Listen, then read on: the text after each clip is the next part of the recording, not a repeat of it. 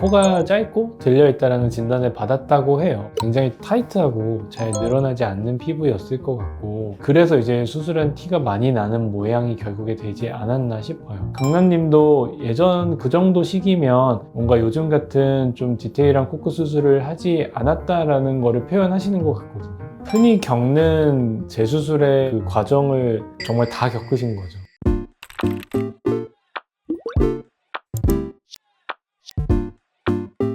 안녕하세요. 얼굴에 대해 이야기하는 유기현의 페이스톡입니다. 안녕하세요, 원장님. 네, 안녕하세요. 최근에 연예인분들, 인플루언서분들이 코 재수술을 고백하는 일이 점점 많아지셔서 네. 최근에 랄랄님이나 강남님, 풍자님 이렇게 정말 재수술 횟수가 또 많으시더라고요. 5번, 3번, 2번 이렇게 다들 많으셔서 왜 이렇게 연예인들마저도 이렇게 재수술을 하실까 이게 궁금해서 사례에 대해서 이야기해보려고 합니다. 네, 사실 이제 코성형이 성형수술 중에서도 재수술 얘기가 제일 많이 나오는 수술 중에 하나인 것 같고, 재수술에 대한 두려움 때문에 첫 수술조차도 쉽게 마음을 못 먹는 경우가 많은 것 같습니다. 그래서 오늘은 연예인들도 왜 피해가기 어려운 코 재수술을 해야 하는지 성형외과 전문의 입장에서 한번 정리해서 말씀드리고자 하겠습니다. 네, 이제 사실 코성형에서 재수술 이야기가 많이 나오는 데는 이유가 몇 가지가 있는데요. 일단 코라는 구조 자체가 굉장히 좀 복잡하고 좁은 구조이기 때문입니다. 다른 성형처럼 모양만 바꾸면 되는 수술이 아니라 코는 뼈, 연골, 피부, 점막 그리고 이런 것들이 잘 이루어져서 호흡이 편해야 되는 기능적인 부분까지도 영향을 받는 구조입니다. 그래서 단순히 코를 높인다거나 작게 만들다거나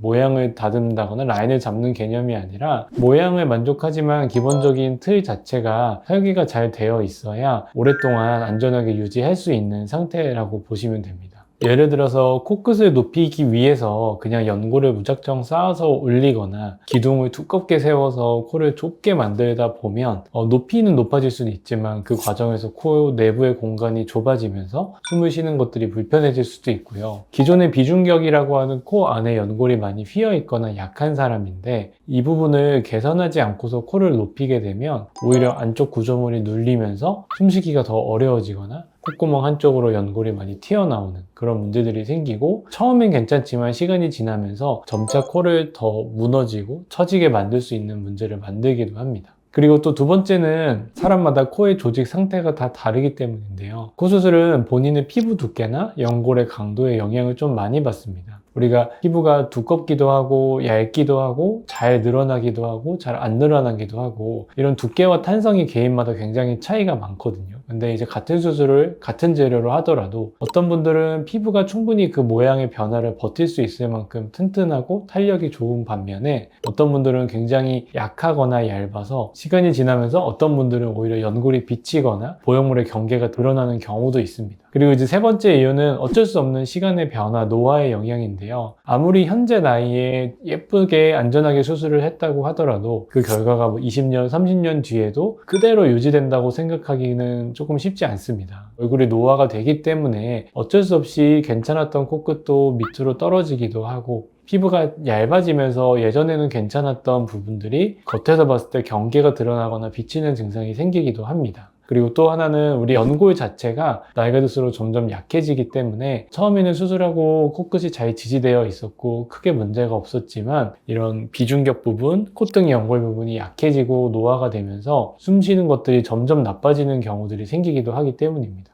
이처럼 코 수술은 그냥 미용적인 모양적인 부분뿐만 아니라 호흡적인 기능이랑도 관련이 있고 딱 우리 눈에 봤을 때 얼굴에서 가장 중심에서 들어오는 부분이다 보니까 약간만 문제가 있어도 눈에 가장 많이 들어오는 부분 중에 하나인 것 같거든요. 그래서 아무래도 그런 것들 때문에 우리가 재수술을 해야 되는 경우들이 다양한 이유로 좀 많이 생기는 것 같고, 그런 것 때문에 이제 코성형이 한 번으로 끝나지 않는다, 재수술을 꼭 해야 된다라는 이야기들이 항상 있는 것 같습니다. 일단 중요한 건 당연히 모든 수술이 그렇겠지만 코 수술은 특히 재수술이 첫 수술보다 훨씬 까다롭고 고민해야 될 게 많고 신경 써야 될 것들이 많기 때문에 최대한 그 횟수를 줄여서 수술을 하는 게 정말 중요한 것 같습니다. 그래서 오늘은 앞서 말씀드린 것처럼 여러 연예인들의 사례를 바탕으로 왜 재수술을 하게 됐는지, 어떤 부분을 좀 신경 썼으면 재수술을 좀 줄일 수 있는지 이런 부분들을 이야기해 보고자 하겠습니다. 가장 최근에 화제가 된 케이스인 것 같은데요. 랄랄님 같은 경우에 보면 수술 상담 과정 중에 코가 좀 짧고 들려있다는 진단을 받았다고 해요. 지내다 보니 정면에서 봤을 때 콧구멍이 너무 보이는 것 같다라고 표현을 하시는 것 같거든요. 근데 예전에 수술을 한 차례 하신 적이 있다라고 하는데 우리가 우리 얼굴을 매일매일 보고 지내고 가까운 사람들도 매일매일 얼굴을 보기 때문에 사실 코가 조금씩 구축이 생기고 들려 올라가고 짧아지는 걸 잘 못 느끼는 분들이 많아요. 다른 부분을 상담하기 위해 성형외과에 왔다가 또는 이제 가족, 친구 상담을 따라왔다가 우연히 원장님이 보고 구축이 오신 것 같다라고 수술을 권해서 수술하시는 분들이 꽤 많거든요. 근데 결국 구축이라는 것이 우리 코 안에 있는 캡슐, 흔히 말하는 이제 보형물 주변에 있는 생성되는 그런 조직이 만성적인 코의 염증에 의해서 쪼그라들고 딱딱하게 변하는 증상을 이야기하는 거예요. 그 보형물을 싸고 있는 캡슐이라는 것이 결국에는 코 전체의 피부를 통틀어서 같이 연결이 되어 있기 때문에 얘네가 단단해지고 쪼그라들면서 코 자체를 코끝까지 위로 들어 올리는 그런 증상을 구축이라고 합니다. 그래서 랄랄님처럼 너무 전형적인 누가 봐도 확실한 구축 증상이 아니라고 하더라도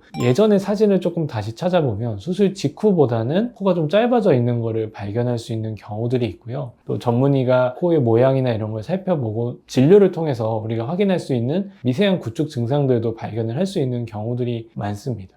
원장님, 그 랄랄님이 수술 전 보니코를 보여주면서 콧구멍이 좀 너무 보이고 콧볼만 줄이고 싶다 이렇게 얘기를 했는데 이게 안 된다고 얘기를 들었다고 하는데 이게 왜 안 된다고 이제 얘기를 들은 걸까요? 이게 많이들 생각하시는 오해 중에 하나인데 콧구멍이 많이 보이는 게 신경 쓰여서 콧구멍을 줄이는 콧볼 축소를 생각하고 오시는 분들이 많아요. 재수술이 아니라고 하더라도 코끝이 너무 보코라서 콧볼 축소만 간단하게 하고 싶다라고 생각하시는 분들이 꽤 많거든요. 근데 랄랄님 같은 경우는 사실 콧구멍이 커서 콧구멍이 노출이 많이 됐다라기보다는 코끝 자체의 각도가 약간 위로 끌려 올라가면서 쉽게 말하면서 코가 짧아지면서 들리면서 정면에서 보이는 콧구멍의 노출량이 많아진 게 조금 더 근본적인 원인이라고 볼 수가 있고요. 이전에 첫 수술을 어떻게 했는지는 잘 모르겠지만 일종의 코끝의 처짐과 흡수를 좀 겪은 것 같기도 해요. 콧대는 우리가 보형물이 들어있기 때문에 시간이 많이 지나도 높이가 유지되는 반면에 코끝은 연골이 흡수가 되거나 피부가 구축이 생기면서 조금 더 낮아지고 짧아지고 들리는 증상을 만들어내거든요. 그러다 보니까 수술 전 사진을 보면 콧대에 비해서 코끝이 좀 더 퍼져 보이고 짧아 보이는 느낌이 생겨 있는 상태예요. 이 상황에서 적절한 코끝의 각도와 길이를 늘리지 않고 콧구멍만 줄이게 되면 이 코끝 자체는 들려있고 퍼진 상태에서 이 옆에 콧구멍만 납작해지기 때문에 오히려 굉장히 어색한 느낌이 생기기가 쉽습니다. 반면에 코끝 자체의 길이를 연장하게 되면 코끝이 좁아지고 이게 딸려오면서 콧구멍도 어느 정도 같이 딸려오는 효과가 있기 때문에 전체적인 비율과 조화가 유지되면서 코끝과 콧볼이 작아지는 효과를 볼 수 있는 방법인 거죠.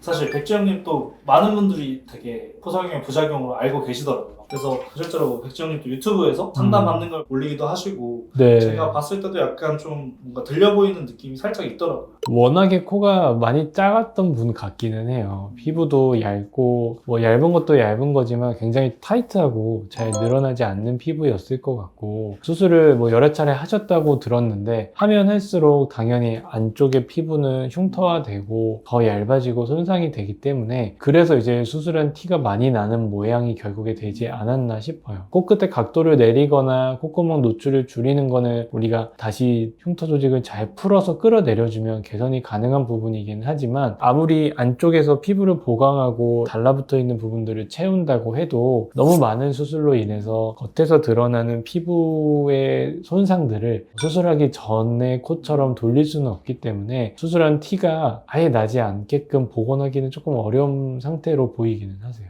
그럼에도 불구하고 좀 재건을 하신다면 지금보다 훨씬 나아질 수 있으실까요?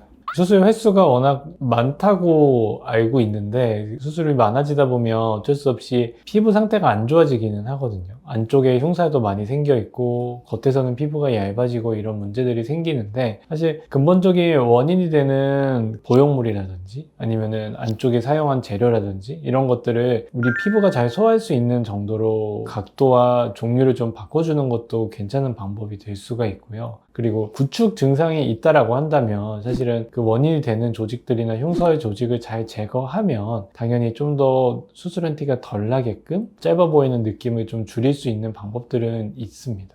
강남님과 풍자님 얘기를 좀 해보려고 하는데, 사실 두 분은 비슷하게 좀 기능적으로 부작용을 좀 많이 불편함을 느끼셔서 재수술을 하시게 된 케이스인데, 우선 강남님 같은 경우는 고등학교 때 이제 첫 수술을 하시고 그 이후에 이제 점차 이제 코가 또 들리시는 것 같다, 구축이 오는 것 같다, 이걸 느끼시고 기존에 넣었던 실리콘을 제거를 하고 좀 새롭게 수술을 다 하셨다고 해요. 코의 기능적인 부분 그리고 보이는 모습까지도 개선을 하셨다고 합니다. 강남님은 실리콘으로 사실 고등학교 때 하셨는데 거의 15년? 이렇게 점차적으로 좀 구축을 느끼시고 코가 들렸다고 느끼신 건데, 먼저 이렇게 오랜 기간 구축이 진행되기도 하나요? 미세하게 구축이 진행되는 경우들도 있어요. 눈에 띄는 확실한 염증 증상이 있지 않다 하더라도 나도 모르게 나이가 들면서 조금씩 실리콘과 그 주변의 이물 반응에 의해서 코가 짧아지는 경우들이 있기는 하거든요. 사실 정확한 수술 어떻게 어떤 재료를 했는지는 제가 알 수는 없지만 실리콘 위주로 이제 코끝까지 다 수술을 한 경우에는 그런 거에 영향을 좀 더 받기가 쉬워요. 우리가 코끝을 높이기 위해서 예전에는 연고를 사용한 디테일한 코끝 성형보다 실리콘에 의존을 좀 하는 경우들이 많았거든요. 더 아주 예전에는 이제 L자 실리콘으로 코끝까지 길게 실리콘을 넣거나 아니면은 그 후에는 실리콘을 넣되 요 코끝까지 좀 긴 일자형을 쓰던 경우들이 있었어요. 그런 경우는 아주 미세한 실리콘 주변에 구축이나 흉살이 생겨도 그게 이제 코끝을 같이 잡아당기기 때문에 모양 변화가 조금씩 생기는 경우들이 훨씬 더 많았거든요. 근데 요즘 같은 경우는 실리콘을 대부분 이제 콧대 쪽으로 좀 분리해서 넣는 거를 선호해요. 그래서 수술하실 때도 보형물이 코까지 길게 들어가는 게 아니라 코끝 연골이 시작되기 전까지 주로 이제 좀 짧게 넣는 게 요즘 수술에서 많이 트렌드이고, 코끝 부분은 이제 대부분 연골로 자가 조직으로만 수술을 해서 그런 이물 반응 자체가 잘 생기지 않게끔 그리고 영향을 받지 않게끔 수술을 하는 게 좀 발달된 수술이라고 보시면 될 것 같습니다. 그래서 강남님도 예전 그 정도 시기면 뭔가 요즘 같은 좀 디테일한 코끝 수술을 하지 않았다라는 거를 표현하시는 것 같거든요. 그래서 실리콘 위주로 수술을 했다라고 하는 것 같은데, 실리콘이 이렇게 코끝까지 들어가 있으면 이 길게 들어간 실리콘이 좀 약한 연골을 누르기도 하고 망가뜨리기도 하고, 그러다 보면 보형물이 좀 틀어져 보이는 것들이 시간이 지나면서 생기기도 하고 코끝에 손상이 많이 생겨요. 그래서 그런 것 때문에 좀 휘어지거나 안쪽에 연골이 눌리면서 점점 숨쉬기가 불편해지거나 이런 증상들이 생겼을 거라고 예상이 됩니다. 그럼 최근에 이제 수술하신 분들은 실리콘으로 수술하셨더라도 1, 2년, 뭐 2, 3년 이렇게 잘 자리만 잡는다면 구축이라든지 이런 코가 들리는 현상은 없을 거라고 생각을 해도 될까요? 없을 거라고 보긴 좀 힘들고요. 왜냐면 구축이 생기는 사람들의 원인은 대부분 사실은 실리콘 자체이기 때문에 구축 반응이 나타나고 할 수 있지만 그 영향이 코끝의 변화를 즉각적으로 일으킬 확률은 많이 낮아졌다라고 볼 수 있는 거죠. 그래도 뭐 염증이 생기는 분들은 생기기는 해요. 주로 이제 콧대 쪽 위주로 생기는 그런 현상이 실리콘을 요새처럼 좀 짧게 넣었을 때 생기고요. 코끝까지 포함해서 실리콘에 의한 과한 영향을 받는 확률은 좀 낮아졌다라고 볼 수 있습니다. 그러면 이렇게 오랜 기간 동안 부작용의 확률을 줄이려면 연골이라든지 보형물이 아닌 재료들로 하면 좀 그런 부작용의 확률이 줄까요? 실리콘 자체도 우리가 깨끗하게 잘 멸균된 상태에서 깨끗한 수술 과정을 통해서 사용을 하면 당연히 확률 자체는 높진 않지만 0%라고 보기는 좀 어렵거든요. 당연히 우리 몸에서 나온 것이 아닌 재료일 때 염증 가능성이 조금 더 높은 거는 맞아요. 확률을 굉장히 낮추려면 모든 걸 자가조직으로 이제 콧대에도 뭐 자가누경골이나 진피나 이런 것들을 사용해줘야 되는 건데 모든 게 장점만 있는 건 아니거든요. 그 모양적인 부분도 생각을 해야 되기 때문에 사실 콧대를 일정하게 원하는 높이를 평생 잘 유지하게끔 높일 수 있는 재료 중에 가장 좋은 건 사실 실리콘인 거는 아직까지도 변함이 없는 사실이다 보니까 특별한 이유가 있는 분이 아니라고 한다면 콧대를 높이기 위해서는 아직까지도 실리콘을 좀 제일 많이 사용하고 있기는 해요. 그러면은 풍자님으로 한번 넘어가서, 사실 뭐 흔히 겪는 재수술의 그 과정을 정말 다 겪으신 거죠. 처음에는 잘 모르고 수술을 자연스럽게 원한다고 말을 했지만 본인의 니즈랑 수술한 원장님이 생각하는 자연스러운 정도랑 잘 맞지 않아서 한번 실망을 하셨던 거고, 그 다음에는 염증을 한번 또 겪으신 거고, 그 다음 수술에서는 이제 귀연고를 위주로 한 코크 수술을 함으로써 원래 기대하는 거랑 다르게 좀 너무 약한 지지가 돼서 좀 처지고 떨어지는 일을 한번 겪으신 거고, 그 다음에는 이제 늑연고를 이제 써서 확실하게 쓰자 했지만 기증늑에 아마 흡수가 일어났던 것 같아요. 그러니까 아마 그 정도 수술을 겪으셨으면 다른 자가 조직을 함께 쓸 수 있을 상황은 아니었을 것 같거든요. 코끝을 오로지 그냥 기증늑연골에 의존한 채로 코끝이 세워져 있었을 거예요. 그러다 보니까 기증늑이 일부 흡수가 일어나면서 다시 무너지는 증상을 겪으신 거고, 그만큼 4번 동안 수술을 하셨으니 앞서 말씀드린 것처럼 다 제거할 수 없는 흉살 같은 흉조직들이 좀 많이 생겨 있었을 텐데, 이제 자가늑연골로 이분이 원하는 만큼 높고 뾰족한 코를 수술을 하고 나니 당연히 그런 흉살들과 두꺼운 늑연골 안쪽을 지지하고 있는 그런 늑연골에 의해서 숨쉬는 기능이나 이런 것들이 불편해지신 것 같거든요. 흔히 재수술을 하게 되는 케이스들을 다시 다 모아놓은 사례로 보이는데, 풍자님은 되게 괴로우셨겠지만 그 과정들이 이런 부분에서 이제 우리가 좀 더 잘 알아보고 어떻게 해서 이 횟수를 줄여서 최대한 한 번에 완성할 수 있는 코를 수술할 수 있냐를 판단을 해야 되는 것 같습니다. 그럼 사실 어제 마지막에 풍자님이 하셨을 때는 워낙 무너지지 않게 하려고 하다 보니까 이제 좀 기능적인 부분을 포기하는 게 아닐까 이런 생각이 드는데, 원장님 보셨을 때도 이런 기능적인 부분을 포기하실 수밖에 없었을까요? 사실 일반적인 자가늑 코 재수술에서는 꼭 그렇게 두껍게 자가늑을 넣지 않아도 충분히 모양이나 이런 거를 만들 수 있는 경우가 많거든요. 근데 아마 여러 차례 수술한 과정을 들어보면 코 안쪽에 콧구멍 사이에 그리고 콧등이랑 연결되어 있는 이 비중격이라고 하는 연골 틀 자체가 많이 약해지고 무너져 있었을 것 같아요. 일종의 재건 방식으로 수술을 하셨을 것 같은데, 그러다 보면 자가늑이 이제 코끝 비주 기둥에만 들어가는 게 아니라 콧등 사이사이에도 좀 들어가줘야 되는 부분들이 있고요. 근데 그 과정 자체가 오히려 숨쉬는 걸 좀 좋게 하기 위해서 재건을 하기 위해서 들어가줘야 되는 과정이다 보니까 자가늑 연골을 쓴다고 해서 무조건 숨쉬는 게 더 나빠지는 쪽으로 간다라고 생각하면은 그거는 좀 오해일 것 같고요. 자가늑연골로 우리도 재수술을 하다 보면 재수술이기 때문에 안에 구조들이 많이 무너져 있는 경우들이 많아요. 제 환자들도 보면. 그러면 그거를 그냥 그 채로 코를 세우는 게 아니라 자가늑연골을 활용해서 우리가 이 숨쉬는 밸브, 내비밸브라고 하는 이 콧등에 있는 연골들도 좀 다시 재건을 기본적으로 해주고 코끝을 세워주는, 휜 걸 잡아주는 이런 수술들을 하게 되거든요. 근데 오히려 이런 것들은 숨쉬는 기능을 더 좋아지게끔 할 수 있는 방식이다 보니까 꼭 이런 오해를 하지는 않으셨으면 좋겠고요. 이 콧구멍 크기도 사실 숨이 들어가는 역할을 하기 때문에 코가 작고 피부가 두꺼운 타입인데 콧볼 축소를 과하게 해서 코를 작아 보이게 만들다 보면 숨 쉬는 데 영향을 받아요.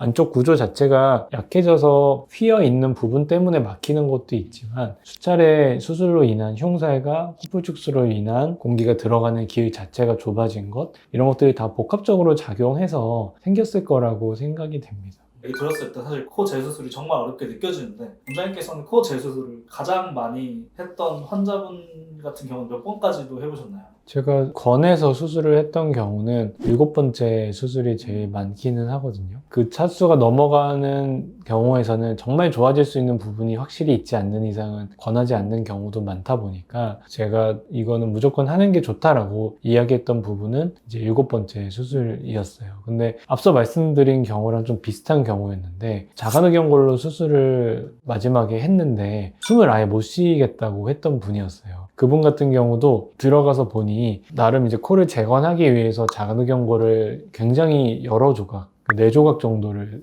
크게 써서 수술을 했는데, 우리 콧등 중심으로 좌우, 코끝 중심으로 좌우 이렇게 4조각의 두꺼운 자가늑연골이 들어가 있었거든요. 근데 사실 그 정도까지 두껍고 긴 자가늑연골을 넣어주게 되면 숨쉬는 게 편해지는 게 아니라 오히려 숨기를 막아버리는 영향을 좀 줄 수가 있어요. 필요한 부분은 두껍게 넣지만 좀 얇고 짧은 조각으로 넣어줘야 되는 부분들도 있거든요. 사실 그분은 제가 불필요한 부분을 제거하는 것만으로도 증상이 확 좋아지신 경우였어요. 우리가 튼튼하고 안 휘고 안 변하고 그렇게 만드는 것도 좋은데, 모든 수술에서 중요한 게 완급 조절을 하는 거거든요.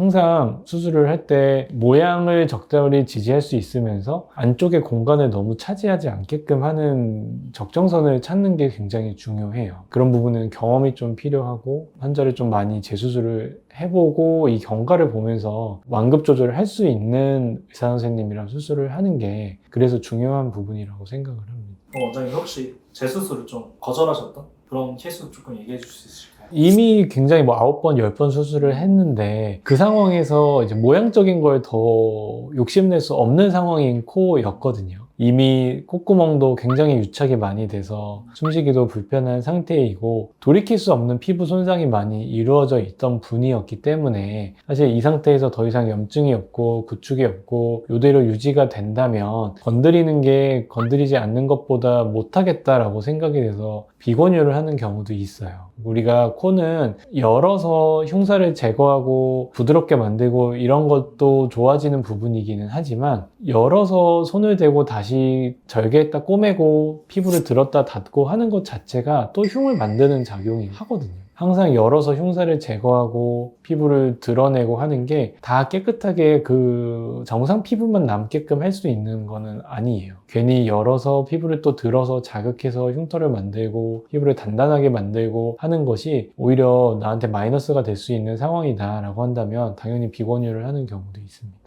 네, 그래서 오늘 영상이 코 성형을 고민하시는 분들, 재수술을 앞두고 계신 분들한테 큰 도움이 됐으면 좋겠고요. 저도 상담을 하다 보면 요새는 이제 환자분들이 많이 공부를 하고 오셔서 내가 원하는 부분, 그런 모양을 내기 위해서 필요한 재료, 그리고 재료를 쓸 때 채취해야 되는 부위나 아니면은 감당해야 되는 그런 확률, 이런 것들을 굉장히 많이 잘 알고 오세요. 그래서 우리가 코 상담을 할 때는 어떤 모양, 어떤 높이, 어떤 두께, 이것만 생각을 해서는 조금 어렵고 내가 기본적으로 갖고 있는 코의 모양과 구조를 잘 파악하고 또 나한테 잘 맞는 재료를 골라서 한 번에 끝낼 수 있는 수술을 목표로 하는 것이 가장 중요할 것 같습니다. 지금까지 영상이 도움이 되셨다면 좋아요와 구독 부탁드리고요. 지금까지 유기현의 페이스톡 우기현 원장이었습니다. 감사합니다.